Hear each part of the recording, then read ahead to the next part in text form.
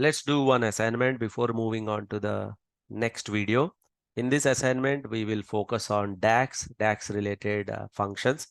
This assignment will be little difficult, but I encourage you to try it multiple times. If you're still not able to get it, definitely we will record assignment solution video, or you can put a message in the comments below. Definitely we will try to give the answer immediately.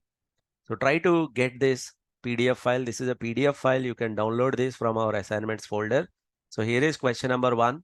Read the question number 1. This is the expected output and try to write a DAX function that will give that output. This is question number 2. This is expected result. You are supposed to understand this question. You are supposed to write a DAX function that will give you this output. Question number 3, expected output. Similar to that, you have multiple questions. And at the end of the day, you have how many questions total? There are 7, 8, 9. There are 10 questions. You have to complete all those 10 questions.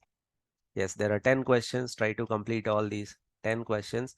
At any point of time, if you are getting any questions, if you have any doubts, you can write a message in the chat below, or you can write a message in the comments box below. We will try to answer that question. Once again, where will you get all the related files? As usual, we have to go to our GitHub repository. On our GitHub repository, all these files are stored. Let me show you quickly where are all these files on our GitHub repository. You go to our GitHub repository, like any of these folders. If you click, if you try to open any of our GitHub repository, in that this is a YouTube course GitHub repository. If you click on that link, so under Power BI resources, you have assignment files. You click on those assignment files. So this is the assignment that I'm talking about, Power BI project DAX basics. Already we have completed loan dashboard project on Power Query. Now this is a third project on DAX basics. If you haven't completed this, if you haven't watched those videos, try to watch them, complete them, then only come to assignment 3.